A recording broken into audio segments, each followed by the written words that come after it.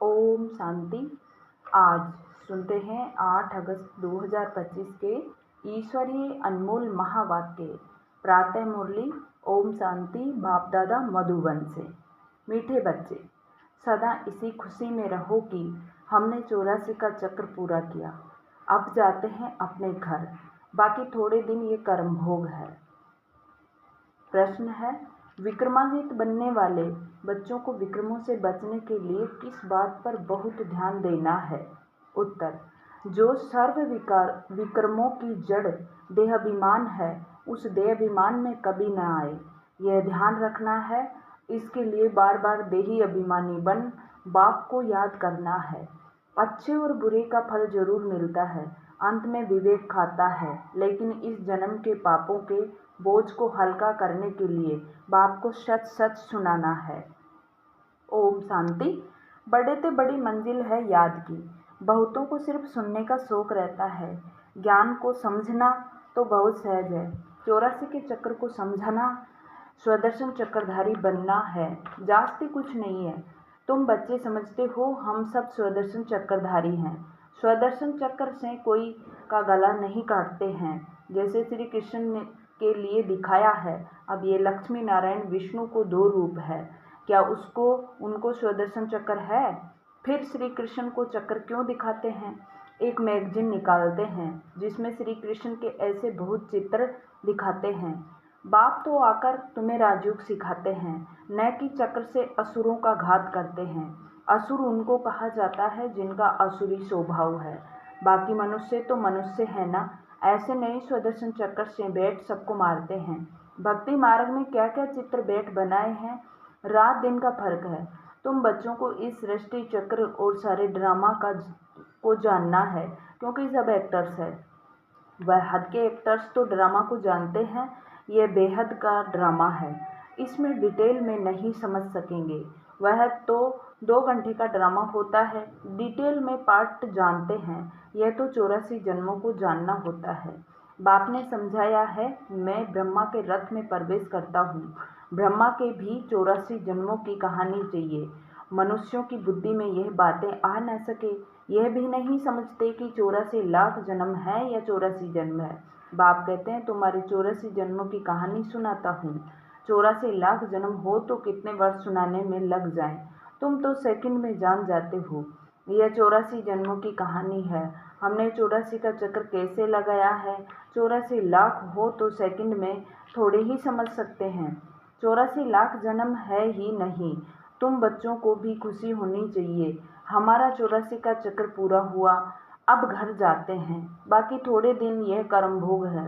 विक्रम भस्म हो, कर्मातीत अवस्था कैसे हो जाए, इसके लिए यही युक्ति बताई है। बाकी समझते हैं इस जन्म में जो भी विक्रम किए हुए हैं वह लिख कर दो तो बोझ हल्का हो जाए। जन्म जन्मांतर के विक्रम तो कोई लिख न सके, विक्रम तो होते आए हैं।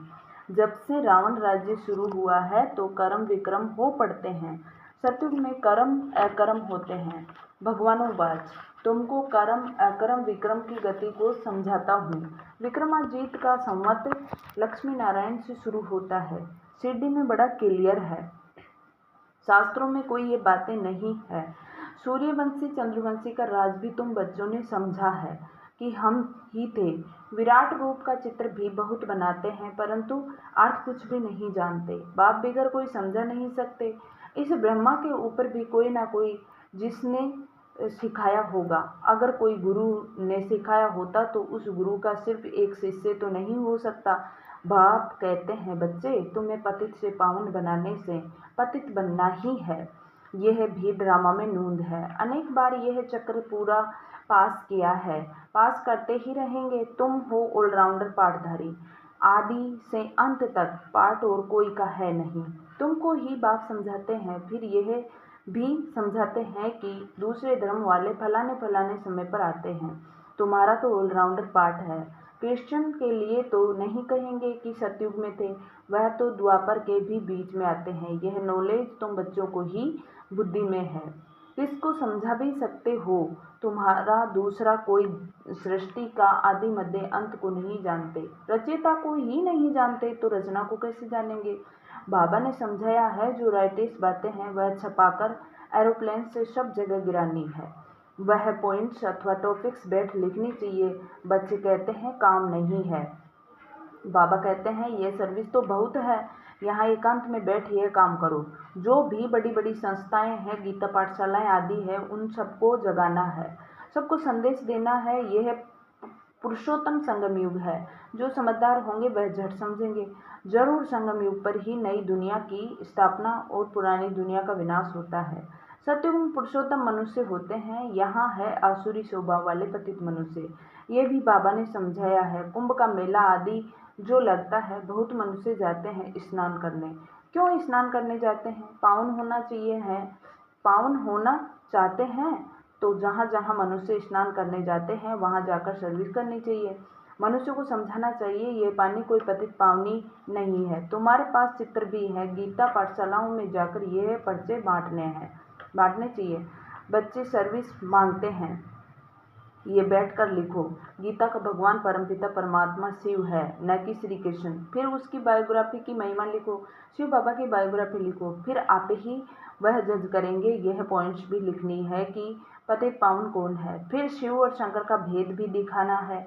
शिव अलग है, शंकर अलग है, यह भी बाबा ने समझाया है। कल्प 5000 वर्ष का है। मनुष्य 84 जन्म लेते हैं, न कि 84 लाख। ये मुख्य मुख्य बातें शॉर्ट में लिखनी चाहिए, जो एरोप्लेन से भी गिरा सकते हैं, समझा भी सकते हैं। यह जैसे गोला है, इसमें क्लियर है फलाने फलाने धर्म फलाने फलाने समय पर स्थापन होते हैं, तो यह गोला भी होना चाहिए। इसलिए मुख्य 12 चित्रों के कैलेंडर भी छपवा सकते हो, जिसमें सारा ज्ञान आ जाए और सर्विस सहज हो जाए। यह चित्र बिल्कुल जरूरी है। कौन से चित्र बनाने हैं, क्या क्या पॉइंट्स लिखनी चाहिए, वह बैठ लिखो। तुम गुप्त वेश में इस पुरानी दुनिया का परिवर्तन कर रहे हो। अननोन वॉरियर्स हो, तुमको कोई नहीं जानते। बाबा भी गुप्त, नॉलेज भी गुप्त। इनका कोई शास्त्र आदि बनता नहीं और धर्म स्थापन के बाइबिल आदि छपते हैं, जो पढ़ते आते हैं। हर एक के छपते हैं। तुम्हारा फिर भक्ति मार्ग में छपता है। अभी नहीं छपना है, क्योंकि अभी तो यह शास्त्र आदि सब खत्म हो जाने हैं। अभी तुमको बुद्धि में सिर्फ याद करना है। बाप के पास भी बुद्धि में ज्ञान है, कोई शास्त्र आदि थोड़े ही पढ़ते हैं। वह तो नॉलेजफुल है। नॉलेजफुल का अर्थ फिर मनुष्य समझते हैं सबके दिलों को जानने वाला। भगवान देखते हैं तब तो कर्मों का फल देते हैं। बाप कहते हैं यह ड्रामा में नोंद है। ड्रामा में जो विक्रम करते हैं तो उनकी सजा होती जाती है। अच्छे व बुरे कर्मों का फल मिलता है, उसकी लिखत तो कोई है नहीं। मनुष्य समझ सकते हैं जरूर कर्मों का फल दूसरे जन्म में मिलता है। अंत घड़ी विवेक फिर बहुत खाता है। हमने यह पाप किए हैं, यह याद आता है। जैसा कर्म वैसा जन्म मिलेगा। अभी तुम विक्रमाजीत बनते हो तो कोई भी ऐसा विक्रम नहीं करना चाहिए। बड़े से बड़ा विक्रम है देहाभिमानी बनना। बाबा बार बार कहते हैं देही अभिमानी बन बाप को याद करो। पवित्र तो रहना ही है। सबसे बड़ा पाप है काम कटारी चलाना। यह आदि मध्य अंत दुख देने वाला है। इसलिए सन्यासी भी कहते हैं ये एकाग्रनिष्ठा समान सुख है, वहाँ दुख का नाम निशान नहीं है। यहाँ दुख ही दुख है। इसलिए सन्यासियों को वैराग्य आता है, परंतु वह जंगल में चले जाते हैं। उनका है हद का वैराग्य, तुम्हारा है बेहद का वैराग्य। यह दुनिया ही छीछी है। सब कहते हैं बाबा आकर हमारे दुख हर कर सुख दो। बाप ही दुख हरता सुख करता है। तुम बच्चे ही समझते हो कि नई दुनिया में इन देवताओं का राज्य था, वहाँ किसी भी प्रकार का दुख नहीं था।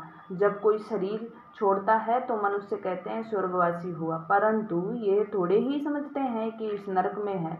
हम जब मरे तब स्वर्ग में जाएं, परंतु वह भी स्वर्ग में गया या यहाँ नरक में आया, कुछ भी समझते नहीं। तुम बच्चे 3 बाप का राज भी सबको समझा सकते हो। 2 बाप तो सब समझते हैं, लौकिक और पारलौकिक, और एक है अलौकिक प्रजापिता ब्रह्मा। फिर है यहाँ संगम युग पर ब्राह्मण भी चाहिए ना। वह ब्राह्मण कोई ब्रह्मा के मुख वंशावली थोड़े ही है।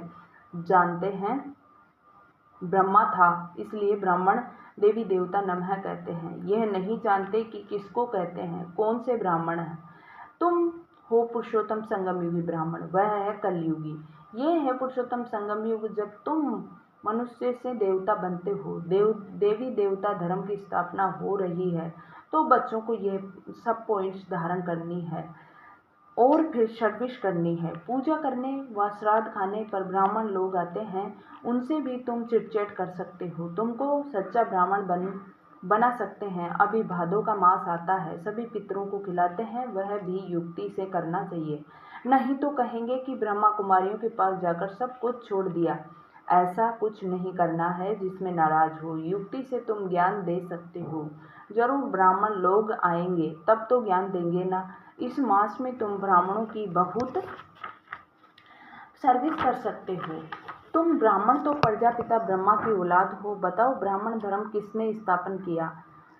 तुम उन्हों का भी कल्याण कर सकते हो घर बैठे। जैसे अमरनाथ की यात्रा पर जाते हैं तो वे सिर्फ लिखत से इतना नहीं समझेंगे, वहाँ बैठ समझाना चाहिए। हम तुमको सच्चे अमरनाथ की कथा सुनाएं। अमरनाथ तो एक को ही कहा जाता है। अमरनाथ अर्थात जो अमरपुरी स्थापन करे, वह है सतयुग। ऐसी सर्विस करनी पड़े, वहाँ पैदल जाना पड़ता है। जो अच्छे अच्छे बड़े बड़े आदमी हो उनको जाकर समझाना चाहिए। सन्यासियों को भी तुम ज्ञान दे सकते हो। तुम सारी सृष्टि के कल्याणकारी हो, श्रीमत पर हम विश्व का कल्याण कर रहे हैं, बुद्धि में यह नशा रहना चाहिए। अच्छा, मीठे मीठे सिक्की लदे बच्चों प्रति माता पिता बाप दादा का याद प्यार और गुड मॉर्निंग। रूहानी बाप की रूहानी बच्चों को नमस्ते। हम रूहानी बच्चों की रूहानी बाप दादा को याद प्यार गुड मॉर्निंग और नमस्ते बाबा नमस्ते। शुक्रिया बाबा शुक्रिया, वाह बाबा वाह। धारणा के लिए मुख्य सार। फर्स्ट पॉइंट, जब एकांत व फुर्सत मिलती है तो ज्ञान की अच्छी अच्छी पॉइंट्स पर विचार सागर मंथन कर लिखना है। सबको संदेश पहुंचाने व सबका कल्याण करने की युक्ति रचनी है। जब एकांत व फुर्सत मिलती है तो ज्ञान के अच्छे अच्छे पॉइंट्स पर विचार सागर मंथन कर लिखना है। सबको संदेश पहुंचाने व सबका कल्याण करने की युक्ति रचनी है। सेकंड पॉइंट, विक्रमों से बचने के लिए देहाभिमानी बन बाप को याद करना है। अभी कोई भी विक्रम नहीं करना है, इस जन्म के किए हुए विक्रम बाप दादा को सच सच सुनाने हैं। वरदान, अटल भावी को जानते हुए भी श्रेष्ठ कार्यों को प्रत्यक्ष रूप देने वाले सदा समर्थ आत्मा भव। अटल भावी को जानते हुए भी श्रेष्ठ कार्यों को प्रत्यक्ष रूप देने वाले सदा समर्थ भव। नया श्रेष्ठ विश्व बनने की भावी अटल होती हुए भी समर्थ भव के वरदानी बच्चे सिर्फ कर्म और फल के पुरुषार्थ और प्रारब्ध के हैं। निमित्त और निर्माण के कर्म फिलोसॉफी के अनुसार निमित्त बन कार्य करते हैं। दुनिया वालों को उम्मीद नहीं दिखाई देती और आप कहते हो कि यह कार्य अनेक बार हुआ है, अभी भी हुआ ही पड़ा है, क्योंकि स्व परिवर्तन के प्रत्यक्ष प्रमाण के आगे और कोई प्रमाण की आवश्यकता ही नहीं। साथ साथ परमात्म कार्य सदा सफल है ही। स्लोगन है, कहना कम करना ज़्यादा, यह श्रेष्ठ लक्ष्य से महान बना देगा। कहना कम करना ज़्यादा, ये श्रेष्ठ लक्ष्य से महान बना देगा। आज प्यारे बाबा के अव्यक्त इशारे हैं। सहजयोगी बनना है तो परमात्म प्यार के अनुभवी बनो। सहजयोगी बनना है तो परमात्म प्यार के अनुभवी बनो। सेवा में व स्वयं की चढ़ती कला में सफलता का मुख्य आधार है एक बाप से अटूट प्यार। सेवा में व स्वयं की चढ़ती कला में सफलता का मुख्य आधार है एक बाप से अटूट प्यार। बाप के सिवाय और कुछ दिखाई न दे, बाप के सिवाय और कुछ दिखाई न दे। संकल्प में भी बाबा, बोल में भी बाबा, कर्म में भी बाप का साथ। ऐसे लवलीन स्थिति में रह एक बाप से भी बोलेंगे तो वह स्नेह के बोल दूसरी आत्मा को भी स्नेह में बांध देंगे। ऐसी लवलीन आत्मा का एक बाबा शब्द ही जादू मंत्र का काम करेगा। अच्छा, ओम शांति। आज की मुरली से हम सो मान लेंगे, मैं सदा समर्थ आत्मा हूँ, मैं सदा समर्थ आत्मा हूँ। अच्छा, शुक्रिया। ओम शांति बाबा।